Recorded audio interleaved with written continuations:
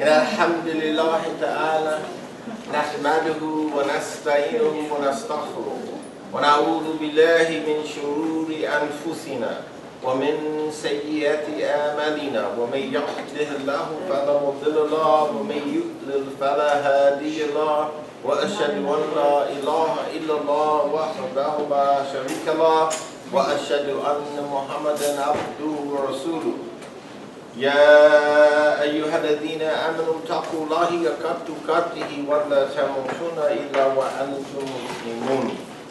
Indeed, all praise is due to Allah. We praise Him. We seek refuge with Allah from the evil in our soul and from our sinful deeds. Those who are guided by Allah subhanahu wa ta'ala, no one can misguide them. Those who are not guided by Allah, there is no guide for them.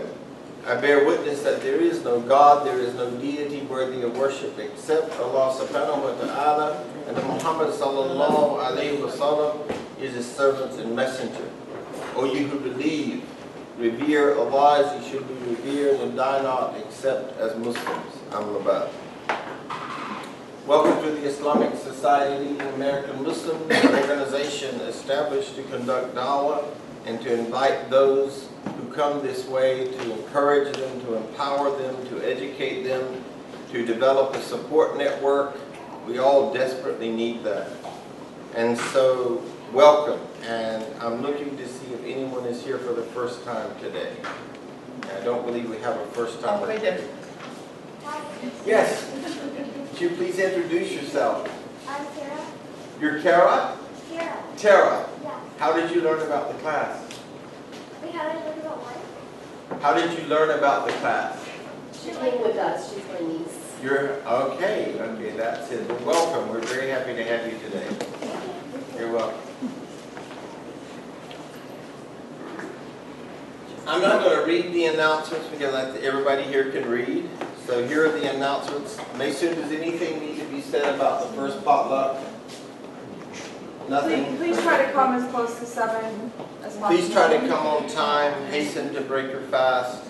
Alhamdulillah. And of course there will be short halakha. Because of the time, prepare yourself.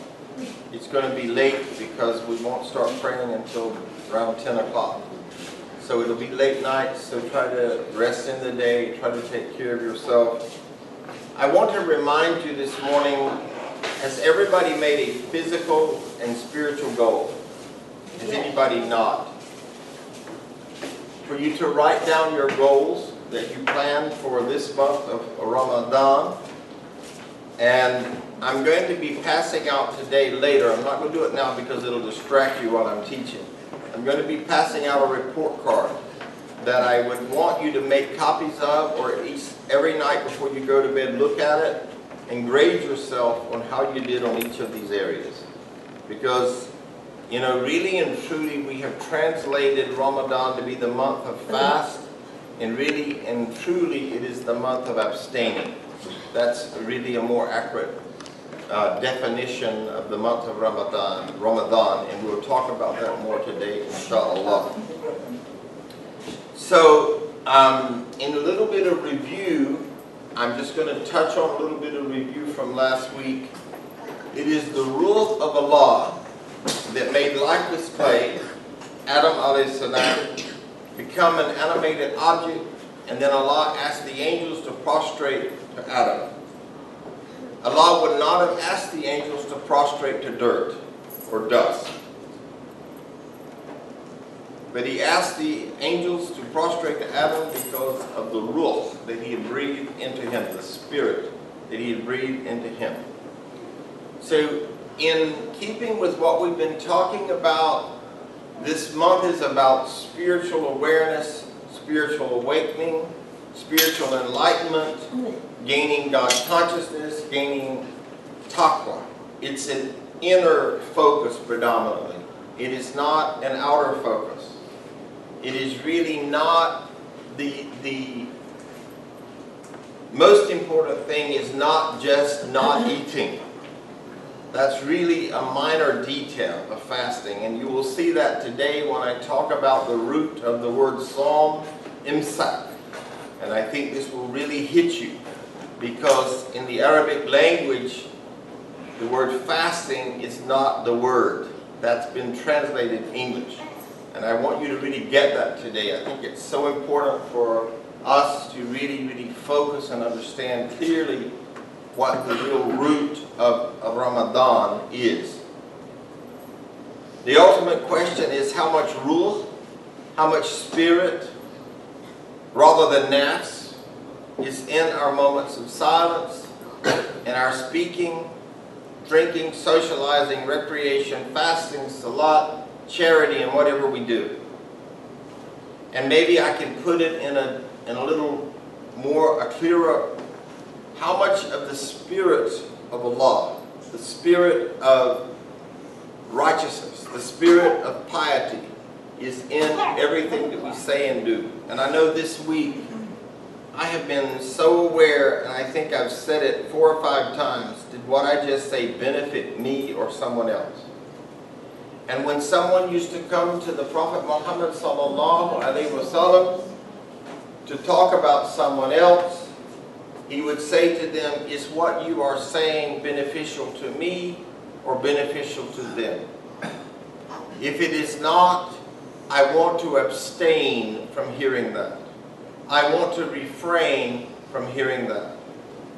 How many times do we talk about our children in a way that doesn't benefit them? Our children talk about their parents in a way that doesn't benefit them. We talk about general people in ways that don't benefit them. We walk out of a grocery store and we say he or she is so and so, is such and such. Has no benefit to them or to us. And this is really a key element of abstaining. This is a key element of controlling your nafs, your desire to speak frivolity, to speak vanities. And we're going to look at that in a deeper way, inshallah, today. We're actually going to look at an example of that from the Holy Quran, inshallah. Without that rule, every single thing we do, or we would do, would be as valueless and worthless as clay. If we did not have the rule, the spirit that Allah breathed into us, we would not need to do all this. There would be no reason to do this. But because He breathed the Spirit into us that we want to develop so that we can inherit paradise, by Him breathing ruh into us, and I will prove this inshallah later today, He actually obliged us to paradise. And that's the beauty of having this rule. And this is why the first thing that we should think about in the morning when we get up is our rule. As we say, Ashhadu an la ilaha illallah wa ashhadu anna Muhammadan abduhu wa rasuluhu, as soon as our feet hit the floor. We recognize that when we go to sleep as Muslims, in Islam, the scholars say we die. Because Allah takes our soul and guards it in the night and returns it back to us when we wake. So recognizing that the soul has come back to me and now I must guard it. I must protect it. I must shield it. That is the goal every morning of our life, not just in the month of Ramadan. And when we think about that, that means that we must control our tongue, our ears, our eyes, in order to shield, guard, and protect that ruh. Otherwise, that ruh is contaminated, and when I go to bed that night, and I begin to reflect on my day, I'm saying, oh Allah, please forgive me for what I looked at. Oh Allah, please forgive me for what I said. Do you guys want to share back there? Please forgive me, oh Allah, for what I listened to.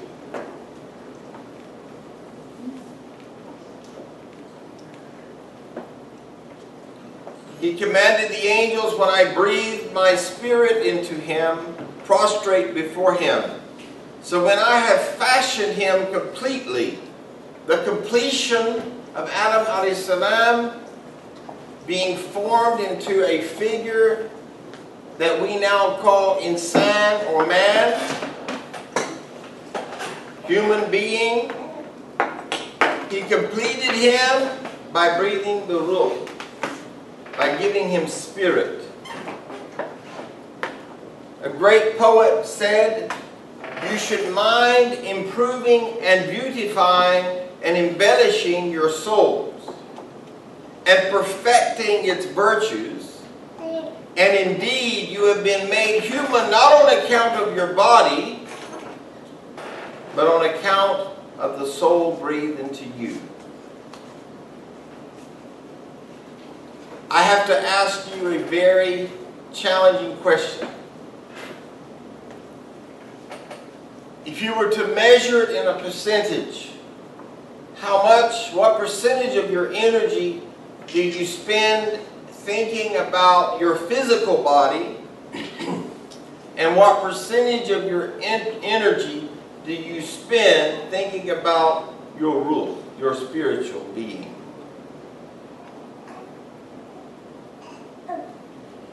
The answer to that question will give you a gauge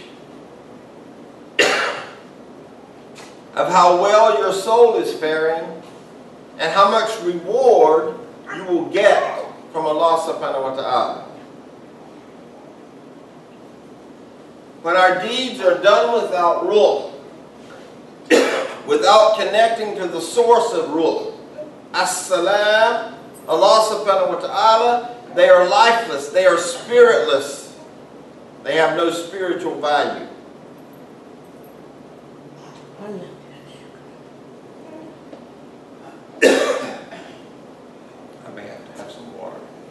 If I eat like a maniac without being conscious of Allah in my heart, and all I'm thinking about is Allah and not God, and if the food is going to run out, am I going to be able to get back before somebody gets that chicken breast that I want, or that chicken leg that I want? If we are doing that without acknowledging, alhamdulillah, Allah has blessed me with this food. I like the drum. You like the drum. Drum. So your desire is to have the drum. Verily the food that I am eating is from Allah. And Allah has given me this food not to satisfy my desires and my taste and my greed, but to give me strength to fulfill the divine purpose in my life.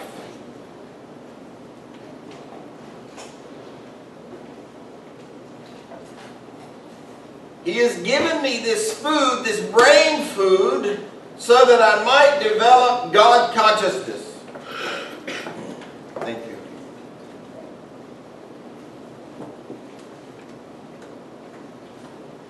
I won't be able to do this next week. Yeah. He has given me this brain food that I might develop God consciousness rather than my desires. But there's an interesting correlation that I see. Some of us will see certain foods, and that will spur us to go and ravage the table. When we read the Quran, does our soul stir us to ravage the Quran, to dig, to get everything that we can out of it, to look for the beauty in the Quran? We're going to look at two verses today that I've been fixated on, and I can't convey the beauty of them, but I'm going to try. If my focus is not on the spiritual, I will not be happy in this life, nor will my soul prosper very much in the hereafter. There's a direct correlation. I have to be consistently conscious of Allah. If I am consistently conscious of, well, what am I going to eat for lunch? And then what am I going to eat for dinner? And what am I going to have for dessert? And what am I going to have for suhoor? And what am I going to have for a snack? And what am I going to do for entertainment? And what am I going to watch on TV tonight? And who am I going to Facebook today? And how many new friends am I going to get today? Then that's what you'll get. So we have to be consistently conscious of our soul and its need to gain God consciousness. And in order to do that, to know Him, to worship Him, to love Him more than I love myself, my nafs. I want to know Allah more than I know what's on the boob tube. I want to know Allah and love Him more than I love my desires. I want to know and love Allah and be committed to that more than I am to my nafs, my lower passions.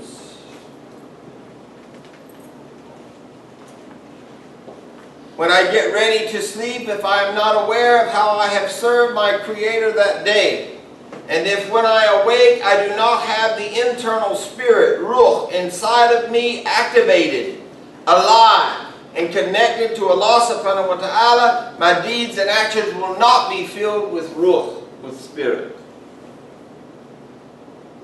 They will often be filled with ego. For example, when I want to show off, when I want to praise myself instead of Allah, we will look at the verses today that tell us that the mu'min, the believers, not just Muslims, but the mu'min are those people who praise Allah. They make dhikr. We're going to see it, inshallah. You want to be a mu'min, you've got to praise Allah. You want to be selfish and full of nafs, then praise yourself and satisfy yourself and do whatever you want to do. You have a choice. In my walking, talking, and silence. And I pulled out my dhikr beads last Sunday. And one of the things that I have learned to really enjoy is when I am at various dues, where there is a tremendous amount of frivolous and vain talk, just sit there and make dhikr. I'm very happy to do that. I feel very comforted by that. My soul feels safe. I don't feel sucked in, chained, and encumbered by a desire to join in the frivolities. In my walking, talking, and silence, I must be connected to the source of peace if I am to develop a genuine, sincere, truthful reverence, love, attachment, yearning, and longing for Allah. And there again, I pose another question for you. Is your reverence, love, attachment, yearning, and longing for that which is inside of yourself or that which is outside of yourself? And everybody knows the answer to that question. If I don't have this connection, my activities are spiritless and lifeless. They are not worth much. Our religion teaches us that we should and ought to be striving in our awareness of Allah to be more and more aware of Allah, that is, aware that Allah is ever watchful. Over and over we say Allah is all-knowing, all-seeing, all-watchful. And yet, does our behavior realize what we're saying? Does it materialize based on what we're saying?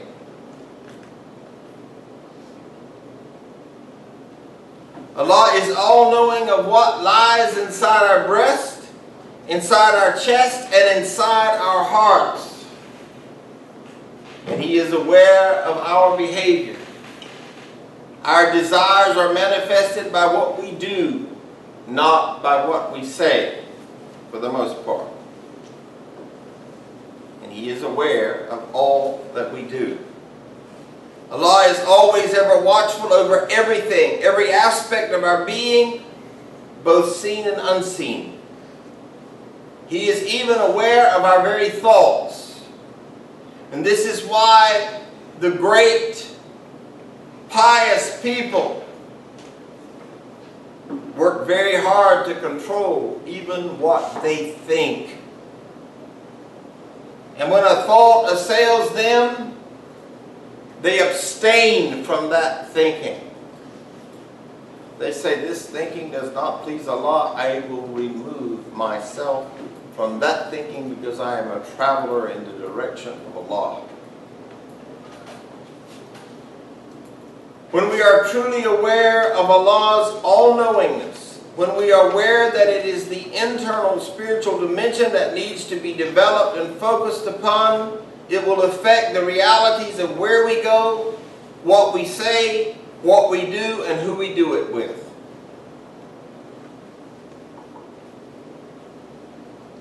If I am really focusing on developing my ruh, my soul, then I want to be with people. There's a beautiful hadith that Rasulullah would sometimes say that when you are with someone who reminds you of Allah, that when you are with someone that encourages you, don't talk about people if it doesn't benefit them. Don't say anything that doesn't benefit anybody.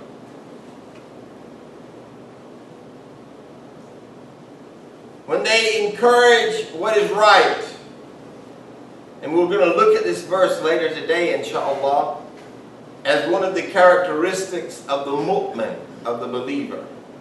They are the emir, the commander of what is right, and the one who avoids what is wrong. And this is what we want to be in the month of Ramadan, the emir of our soul, the commander of our soul. O soul, you will not be contaminated by gossip. You will not be contaminated by overeating. You will not be contaminated by looking at things. You will not be contaminated by listening to things. You will not be contaminated by gossip. You will not be contaminated by holding a grudge. You will not be contaminated by lying. But you will be grateful. You will express your gratitude all the time by making dhikr. You will be patient. You will not boast. I'm going over the report card that I'll be giving you later today. My soul, I command that you will not be arrogant.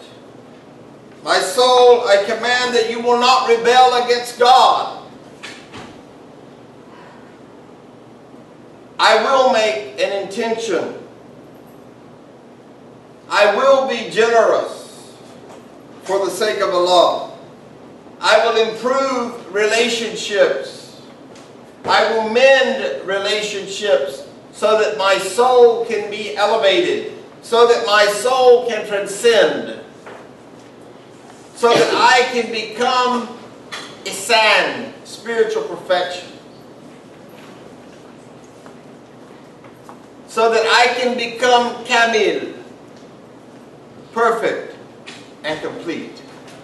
All of these words are attributes that Allah has given us for us to involve ourselves in developing our soul to be these things, to be ahsan, to be spiritually excellent, to be kamil, to be perfect and complete.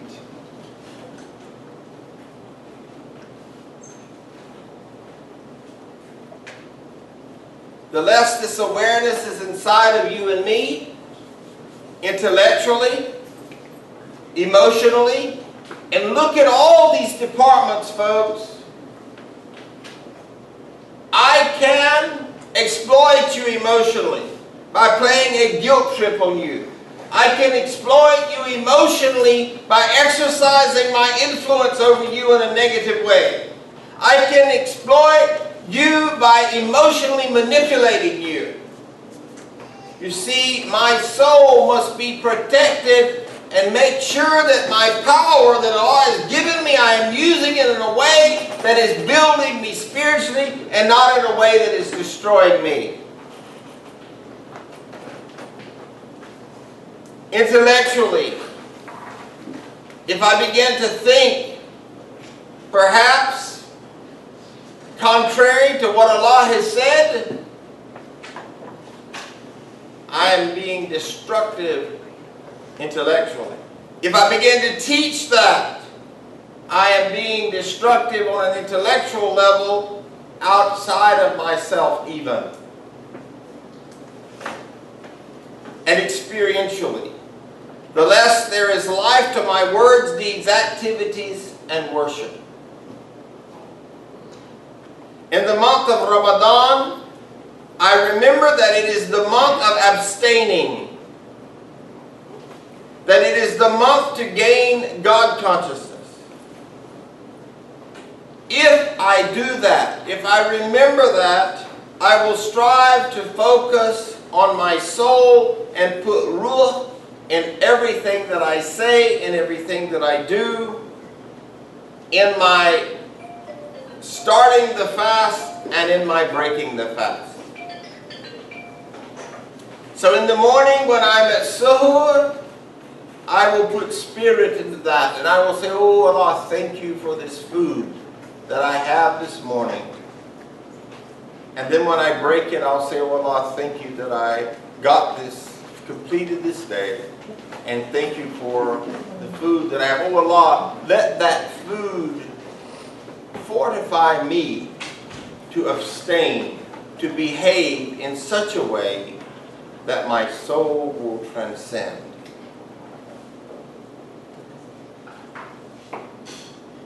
This is the dimension that we are to strive to develop in this blessed month.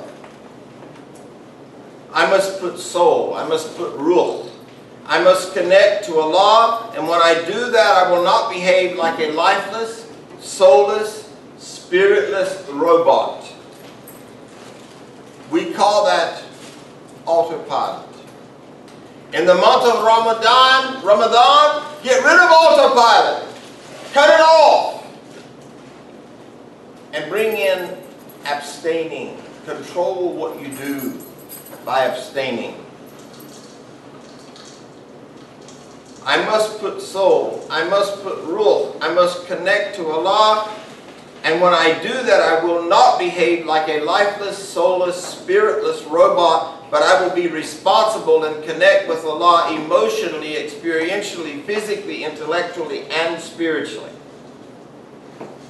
How much are you connecting with Allah intellectually when you are watching the majority of the things, I'm guessing, that come from Redbox? How much are you engaging spiritually when you are watching the majority of the stuff that comes on TV?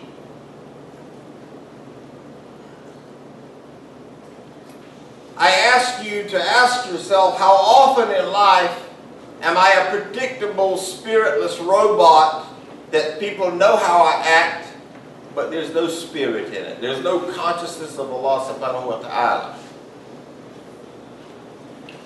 This is the spirit of Ramadan, the spirit of fasting. Examining the word Ramadan has in it something very special to ponder, something new. We're moving into a little bit of a new area here, which is the root of Ramadan. It has several meanings. Ramad means to burn. You move towards you. Yeah. Oh. Too far. Back on there. There you go. Ramad means, thank you, to burn. It burns not in an intense way. One of the most destructive things in the world is fire. Perhaps that's why the shaitan said, I am better than him because I'm more powerful. I'm made out of fire. I can destroy anything that would grow in that place. We know that when fires move out in California and different places in the world, and it is a drought, hundreds of homes will be burnt up by the power of fire. Man cannot control it. How many times do we hear of fires that are out of control, and they have fire departments from various states, various counties, coming in and they cannot bring a fire under control? It's very often. But the burning that Allah gives us is not that violent kind of burning. It's not that intense, violent, but it's the burning away of our sins as we abstain. The internal, lower, base passions and appetites burn inside of us. Some of us will run away from that burn and turn the air condition way, way down and call ourselves chilling out. Because we don't want to face it. We don't want to wrestle with our soul. We're going to talk more about that, inshallah, today. Interestingly enough, quite occasionally, in the Arabic language, sometimes one word has two opposite meanings, depending upon the context. Ramadan also means a special rain that comes in the environment of the Arabian desert when it falls in the fall season. Now, I want to make something very clear to you. We know that the month of Ramadan arrives approximately 10 days earlier every year. I don't want you to misunderstand that what I'm saying is that Ramadan falls in the fall. It doesn't. It falls 10 days earlier every year. I just want to make sure there's no misunderstanding there. Ramadan also means a special rain that comes in the environment of the Arabian desert when it falls in the fall season, not in the winter. But when it is in the fall season, the season between the seasons, the rain is usually a gentle rain.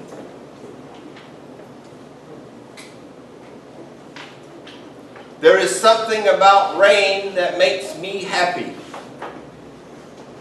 Because in Florida, we all know that when it rains, the temperature usually drops after the rain.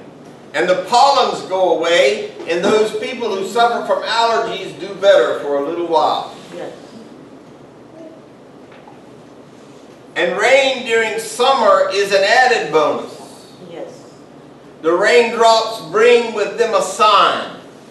When Allah cools the heated ground by the coolness of the droplets, His mercy pours. And when He wets the dry earth by the rain, His mercy also pours. And we'll look at how. For the believer, for the mu'min who does everything in a proper way, abstains. The focus isn't on just abstaining from food and just eating food to make up for what I abstain from. But when the Muslim fasts in the proper way, with the requirements that Allah is going to demonstrate to you today, inshallah, it is like a rain. That rain comes in the month of Ramadan and waters our garden, and all the good deeds that you do in the month of Ramadan sprout more good deeds. Those of you who have cleaned your heart and prepared your garden in this month of Sha'ban, when Allah rains His beautiful pearls, now and in the month of Ramadan, which will begin Thursday, inshallah. The first day of fasting, inshallah, is highly calculated to be Thursday. Inshallah, the rain from Ramadan will cause everything that you do to sprout and grow. For a believer, the month of Ramadan is like that rain during summertime. For 11 months, the believer struggles fighting the shaitan, works hard toward pleasing Allah, and as a bonus, Allah blesses his year with the pleasure of Ramadan, when it rains of Allah's mercy and forgiveness, not for 1, 2, or 3 days, but for 29 or 30. And we'll see this more, inshallah. I want to point out another very beautiful point. Last week I talked about how the gates of paradise are open and how the shaitan are chained. I want you to think about it for a moment. There are two agents fighting against the soul. What are they? You've heard it in the class. They are the shaitan and the nafs. So let me ask you, if the shaitan is chained up and you're struggling in the month of Ramadan, is it the shaitan or is it your nafs? It's your nafs. But we'll blame the shaitan. We'll say, oh, the shaitan made me do that. We do a flip Wilson. That's way before most of your time. The devil made me do that. Ooh, the devil made me do that. No, your nafs made you do that. Because your nafs is trying to convince you it's okay to watch this R-rated movie.